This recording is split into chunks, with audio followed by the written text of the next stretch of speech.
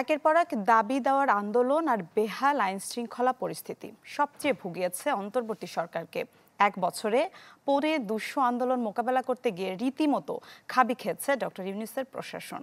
আর জনজীবনে নিরাপত্তা ইস্যুও প্রশ্নবিদ্ধ দারুণভাবে করেছে তাদের। আশরাফুল আলম আকাশের রিপোর্ট। অভ্যুত্থান পরবর্তী বাংলাদেশ যখন নেতৃত্ব শূন্যতায় গভীর সংকটে, তখন ৭ আগস্ট সবার আশার আলো হয়ে আসেন নোবেলজয়ী অর্থনীতিবিদ ডক্টর মোহাম্মদ ইউনূস। বাংলাদেশ যেন অত্যন্ত দ্রুত গতিতে এগিয়ে চলতে পারে, সেটাই হলো আমাদের শপথ। মোহাম্মদ ইউনূস সশ্রদ্ধ চিত্তে অন্তর্বর্তী সরকারের দায়িত্ব নিয়ে ঠিকমতো দাঁড়াবার আগে তার কাছে আশা আর আবদারের ডালা নিয়ে হাজির সবাই।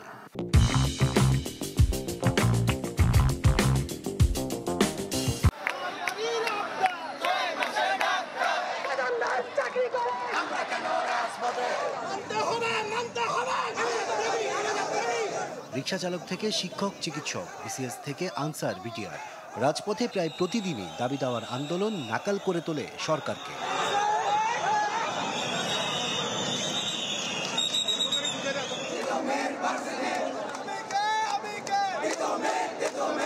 কখনো কলেজকে বিশ্ববিদ্যালয়ে রূপান্তর, কখনো আবার বিশ্ববিদ্যালয়ের নাম পরিবর্তন।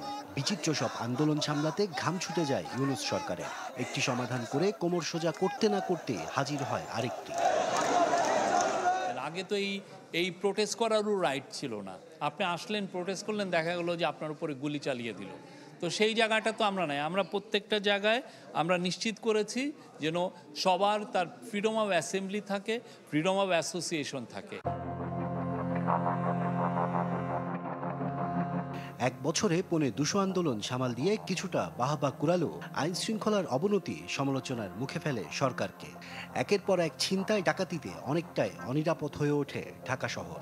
পুলিশের তথ্য বলছে গত এক বছরে ডাকাতি আর ছিনতাইয়ের মামলা হয়েছে ৩৯৭টি, আর হত্যা মামলা হয়েছে ৭৩৩টি। তবে আইন শৃঙ্খলা পরিস্থিতি নিয়ে তুলনামূলক পরিসংখ্যান ঘেঁটে দেখার পরামর্শ সরকারের। আমরা মনে করি ল অ্যান্ড অর্ডার সিচুয়েশন এখন অনেক ভালো।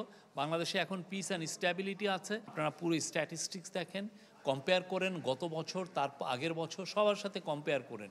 একটা দিকে হয়তো অখুশি, সেটা হচ্ছে বিশ্লেষকরা বলছেন পুলিশের ভেঙে পড়া মনোবল আর ফেসিবাদের রেখে যাওয়া আমলা কাঠামো ভুগিয়েছে সরকারকে।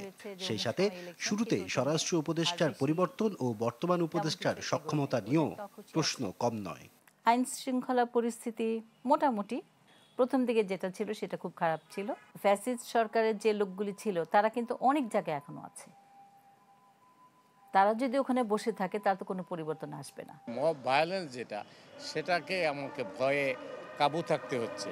সেই কারণে কোনো সংবাদকর্মী সাহস করছেন না, আর আমি একজন সম্পাদক হিসাবে আমি নিজেও এটা কিন্তু এনকারেজ করছি না। ফলে এক ধরনের আপোষের মধ্যে দিয়েই চলছে। সরকারের যদি আমি আরও কিছু জায়গায় যেখানে সে কাজ করতে পারতো, তার মধ্যে একটা ছিল জননিরাপত্তা। আমরা দেখতে পাচ্ছি যে জননিরাপত্তার ক্ষেত্রে যথেষ্ট পিছিয়ে আছে।